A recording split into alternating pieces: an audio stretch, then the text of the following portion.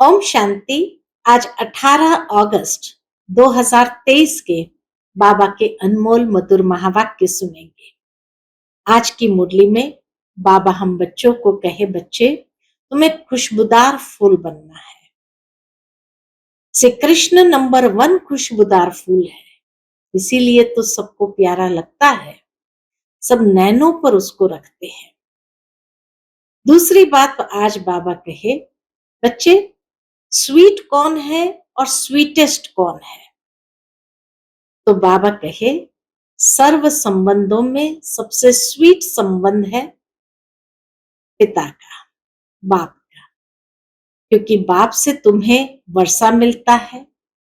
बाप most lovely है, इसीलिए उनको स्वीट फादर कहते हैं। और स्वीटेस्ट है टीचर, जो हमें पढ़ाई पढ़ाता है और ऐसी पढ़ाई पढ़ाता है जिससे हम उच्च पद प्राप्त करते हैं।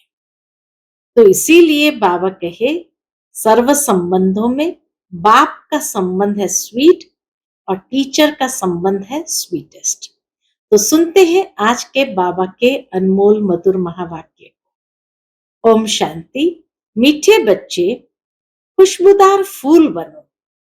श्री कृष्ण है नंबर 1 खुशबूदार फूल, इसलिए सभी को बहुत प्यारा लगता है, सभी नैनों पर रखते हैं। आज की मुरली से प्रश्न है, लौकिक में स्वीट संबंध कौन सा है और स्वीटेस्ट किसको कहेंगे? उत्तर है, लौकिक में भी स्वीट फादर को ही कहा जाता है।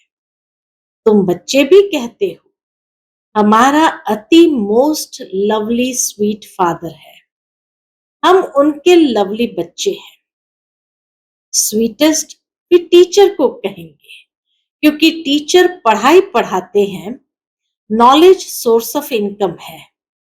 तुमको भी पहले नॉलेज मिलती है, गृहस्थ व्यवहार में रहते हुए इस नॉलेज को धारण करना और दूसरों को कराना है।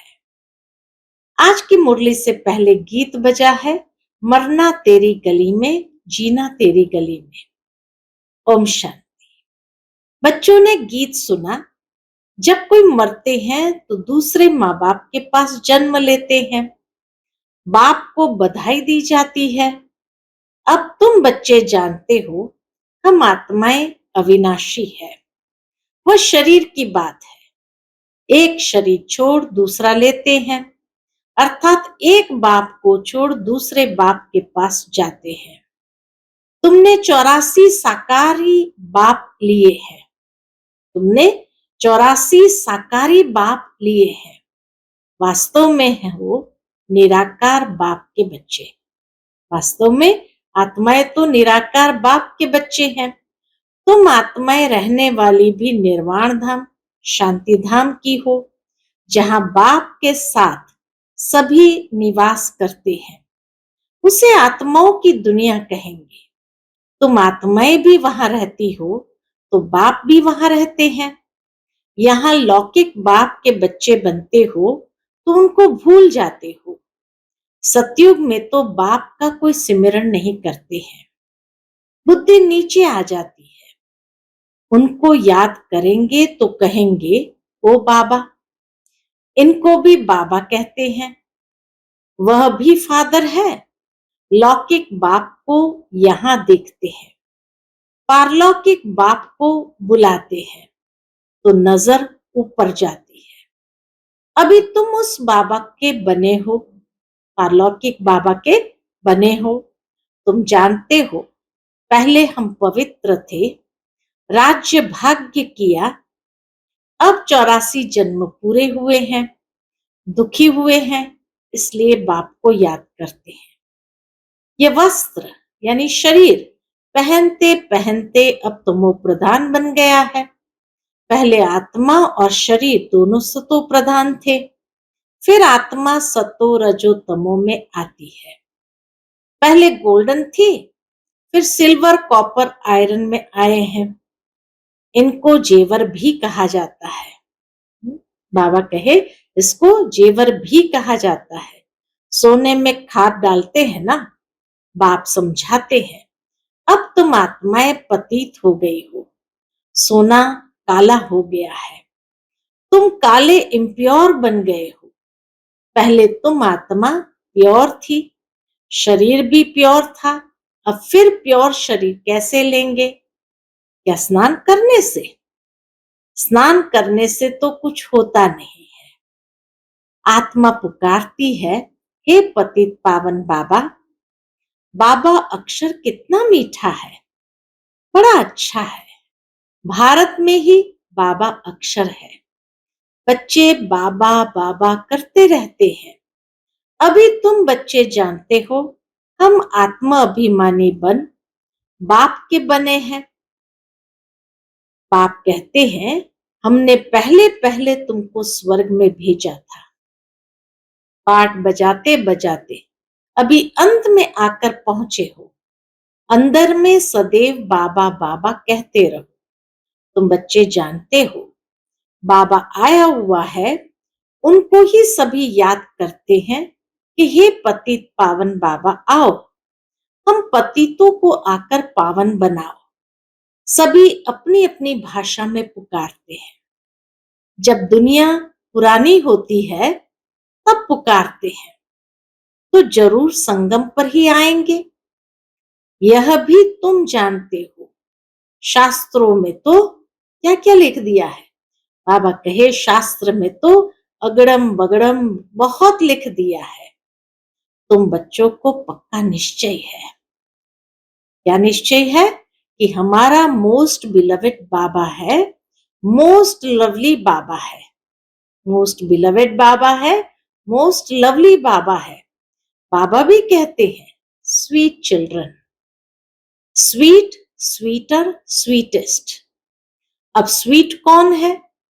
लौकिक संबंध में भी फादर ही स्वीट होता है। फिर स्वीटेस्ट कहेंगे टीचर को। टीचर अच्छा होता है, फिर भी पढ़ाते हैं। कहा जाता है, knowledge is source of income. तो ये नॉलेज भी सोर्स ऑफ इनकम है। योग को याद, ज्ञान को नॉलेज कहा जाता है। तुम बच्चे जानते हो, तुमको स्वर्ग का मालिक बनाया था। तब तो शिव जयंती मनाते हैं, परंतु शिव बाबा कैसे आए ये किसको भी पता नहीं। शिव बाबा कैसे आया ये किसको भी पता नहीं। चित्र में त्रिमूर्ति है। शिव है ऊपर में, ब्रह्मा द्वारा स्थापना। स्थापना कौन कराते हैं? करण करावनहार शिव बाबा है। ब्रह्मा विष्णु शंकर के ऊपर है शिव। वह हुई रचना, उनका रचता है शिव। वह निराकार है, यह है साकार सृष्टि। सृष्टि चक्र है जो रिपीट होता है। सूक्ष्म वतन को सृष्टि का चक्र नहीं कहेंगे। ये मनुष्य सृष्टि ही चक्र लगाती है। बाकी न सूक्ष्म वतन में न मूल वतन में चक्र की बात है। अभी है कलयुग नर्क, सतयुग है स्वर्ग। अब नर्कवासियों को स्वर्गवासी कौन बनावे? वाम मार्ग में जाने से ही पतित हो जाते हैं। दिन प्रतिदिन सुख से दुख में आते जाते हैं। दुनिया तमो प्रधान बन जाती है। तब कहते हैं ये बिल्कुल ही तमोगुणी बुद्धि है। दिन प्रतिदिन दुनिया तमो प्रधान होती गई, तो क्यों होती गई? मनुष्य के कारण। तो बाबा कहे, दुनिया तमो प्रधान बन जाती है, तब कहते हैं ये बिल्कुल ही तमोगुणी बुद्धि है। ये बहुत सतो प्रधान बुद्धि है, जैसे देवता समान। वास्तव में पूजा देवताओं की होनी चाहिए, परंतु देवता तो इस समय कोई है नहीं, क्योंकि दैवी गुण उनमें है नहीं। देवता तो कोई है नहीं, न दैवी गुण है, तो इसीलिए बाबा कहे कोई जानते ही नहीं। क्रिश्चियन लोग क्राइस्ट को जानते हैं, उनको पूजते हैं। भारतवासी अपने को देवी देवता कह नहीं सकते। नाम तो बहुतों के हैं, फलानी देवी, फलाना देवता, परंतु वह गुण तो है नहीं। गाते भी है, मैं निर्गुण हारे में कोई गुण नाही। आत्मा किसके सामने कहती है? बाप के सामने कहना चाहिए ना। बाप को भूल भाइयों के पीछे जाकर पड़े हैं। ब्रह्मा विष्णु शंकर भी ब्रदर्स है ना, उनसे कुछ भी मिलने का नहीं है। ब्रदर्स की पूजा करते रहते हैं, नीचे गिरते जाते हैं। अब तुमको तो फादर से वर्षा मिलता है। फादर को कोई जानते नहीं, फादर को सर्वव्यापी कह देते हैं। अरे फादर का नाम कह देते, वह तो नाम रूप से न्यारा है। अरे तुम एक और अखंड ज्योति स्वरूप कहते हो, फिर न्यारा कैसे कहते?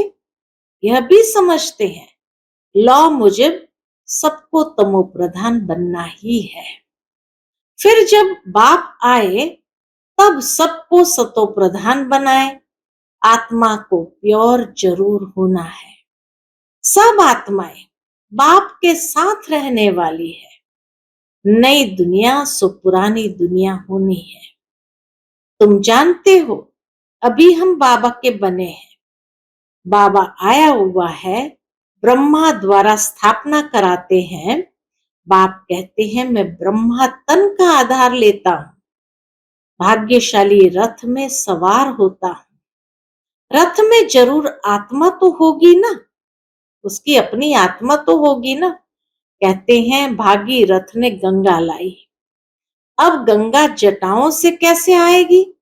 यह तो पहाड़ों से मीठा पानी आता है, सागर से बादल भरकर फिर बरसते हैं। आजकल साइंस की ताकत से पानी को मीठा बना देते हैं, आर्टिफिशियल बारिश भी कर देते हैं। नेचुरल बादल कितने बरसते हैं, कितना पानी आ जाता है। अभी कितना, कई जगह बाढ़ ही बाढ़, पानी ही पानी आ गया है, बाढ़ हो जाती है। कहां से इतना पानी आता है? बादल ही खींचते हैं, बाकी इंद्र आदि कुछ है नहीं। ये तो बादल भरकर फिर बरसते हैं। वास्तव में यह है ज्ञान की वर्षा। ये नॉलेज है ना, इनसे क्या होता है? पतित से पावन बनते हैं। नॉलेज से क्या होता है? पतित से पावन बनते हैं। गंगा जमुना नदी सतयुग में भी तो होगी ही। कहते हैं श्री कृष्ण वहां खेल पाल आदि करते थे। वास्तव में ऐसी कोई बात है नहीं। कहते ना, यमुना के कंठे पर गेंद खेल रहे थे, गेंद गिर गई पानी में और फिर श्री कृष्ण उस पानी में नीचे उतरा। बाबा कहे वास्तव में ऐसी कोई बात है नहीं। वहां तो श्री कृष्ण की बहुत संभाल से पालना करते हैं। बहुत अच्छा फूल है ना, फूल कितना प्यारा लगता है। फूल से ही सुगंध लेते हैं। कांटे से कब सुगंध लेते हैं क्या? यह है ही कांटों का जंगल। निराकार बाप कहते हैं मैं आकर गार्डन ऑफ फ्लावर बनाता हूं, इसीलिए बबुलनाथ नाम भी रखते हैं। बबुल कांटों को फ्लावर बनाते हैं। बबुल यानी कांटों को फ्लावर बनाते हैं, इसलिए महिमा गाई जाती है। कांटों को फूल बनाने वाला नाथ, बबुलनाथ। तो बाबा से कितना लव होना चाहिए। लौकिक बाप होते भी आत्मा पारलौकिक बाप को याद करती है, क्योंकि दुखी है। यह भी खेल है।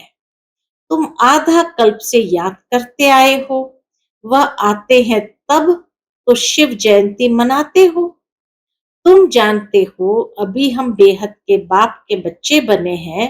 हमारा संबंध उनसे भी है, लौकिक से भी है। दोनों से संबंध या तोड़ निभाते हैं। तो बाबा कहे हमारा संबंध उनसे भी है और बेहद के बाप से भी है, लौकिक से भी है। तो बेहद का बाप कहते हैं मुझे याद करने से तुम पावन बन जाएंगे। आत्मा जानती है यह लौकिक बाप है, वह पारलौकिक बाप है। आत्मा पारलौकिक बाप को ही पुकारती है। आत्मा कहती है, हे भगवान, ओ गॉड फादर। जब फादर घर में बैठा है तो फिर ओ फादर कह क्यों पुकारते हैं? आत्मा उस अविनाशी बाप को याद करती है।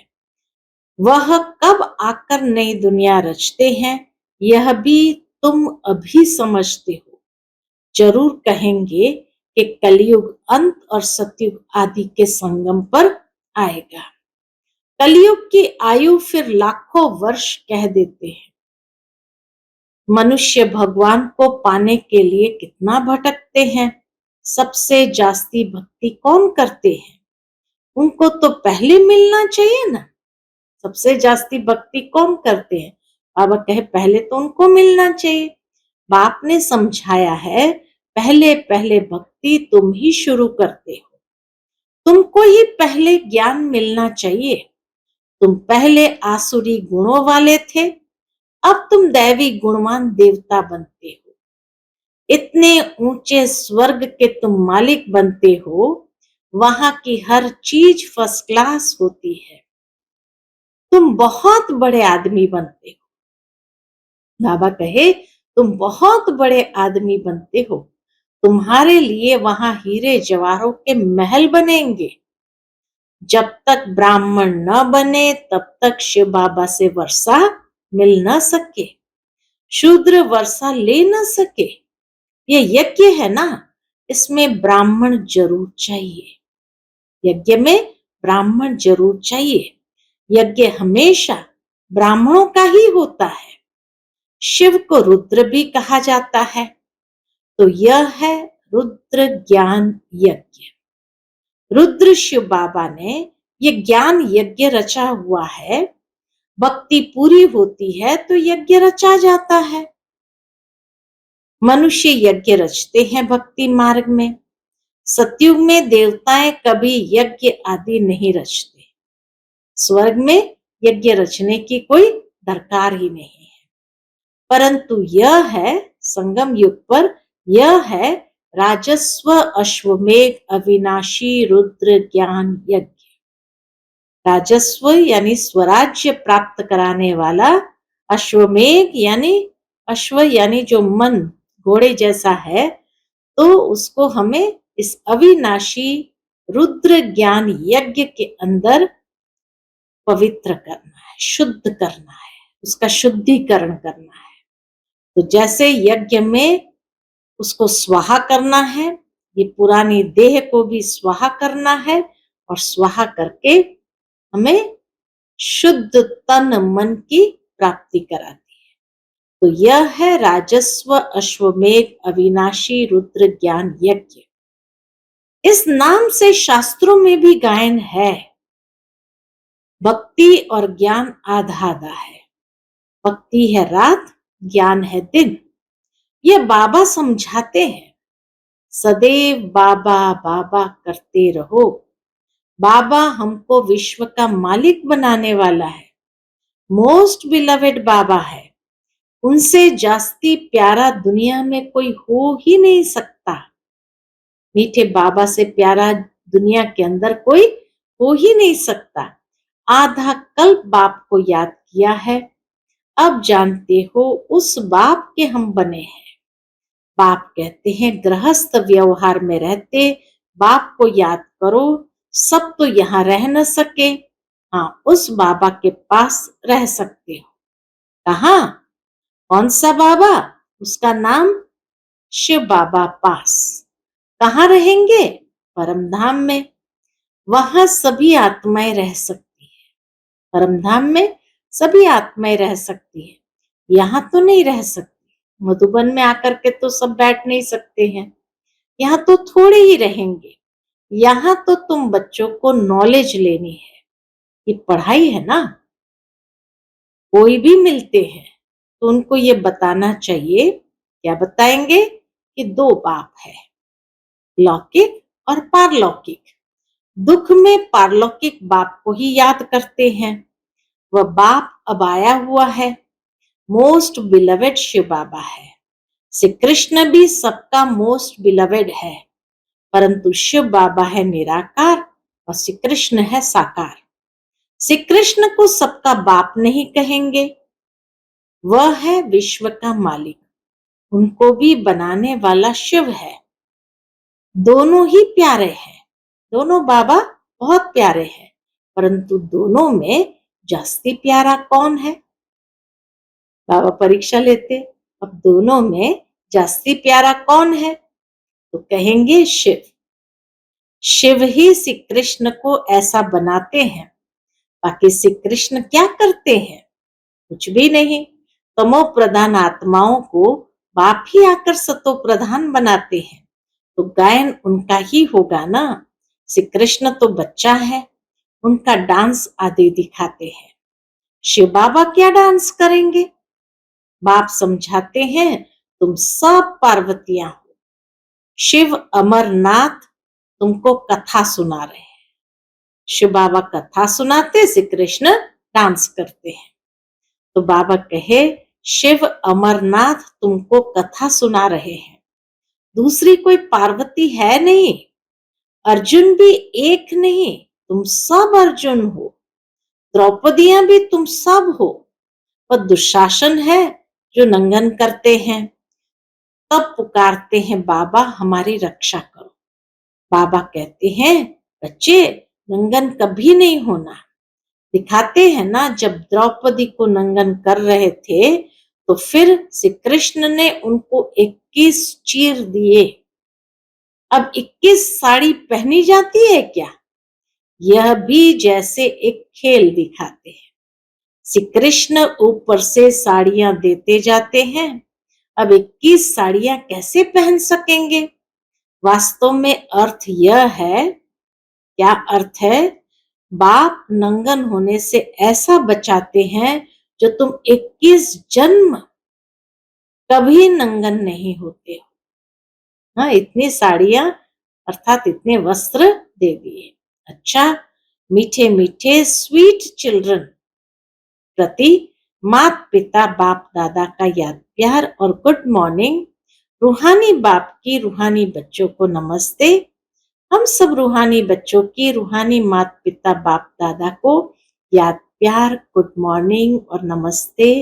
नमस्ते, शुक्रिया बाबा, शुक्रिया। आज की मुरली से धारणा के लिए मुख्य सार है, पहली पॉइंट, अंदर में बाबा बाबा कहते बाप समान स्वीट बनना है। अंदर में बाबा बाबा कहते बाबा समान स्वीट बनना है। आत्मा अभिमानी होकर रहना है। पढ़ाई पर पूरा ध्यान देना है। दूसरी पॉइंट, मोस्ट लवली बाप को याद कर पावन जरूर बनना है। याद की अग्नि से विकारों की खाद निकाल सच्चा सोना बनना है। आज का बाप दादा का मधुर वरदान हम बच्चों के प्रति है, पहाड़ जैसी बात को भी एक बाबा शब्द की स्मृति द्वारा रूई बनाने वाले सहज योगी भव। पहाड़ जैसी बात को भी एक बाबा शब्द की स्मृति द्वारा रूई बनाने वाले सहज योगी भव। सहज योगी बनने के लिए एक शब्द याद रखो, मेरा बाबा। बस कोई भी बात आ जाए, हिमालय पहाड़ से भी बड़ी हो, लेकिन बाबा कहा और पहाड़ रूई बन जाएगा। पहाड़ जैसी बात भी क्यों न हो, लेकिन एक बाबा कहा और पहाड़ रूई बन जाएगा। राई भी थोड़ी मजबूत कड़क होती है, रूई नरम और हल्की होती है। तो कितनी भी बड़ी बात रूई समान हल्की हो जाएगी। दुनिया वाले देखेंगे तो कहेंगे कैसे होगा, और आप कहेंगे ये ऐसे होगा। बाबा कहा और बुद्धि में टच होगा कि ऐसे करो। बाबा कहा और बुद्धि में टच होगा, ऐसे करो तो सहज हो जाएगा। यही सहज योगी जीवन है। आज का स्लोगन है, प्यार के सागर में लवलीन रहो। तो सदा समीप, समान और संपन्न भव के वरदानी बन जाएंगे। प्यार के सागर में लवलीन रहो तो सदा समीप, समान और संपन्न भव के वरदानी बन जाएंगे। अच्छा, ओम शांति।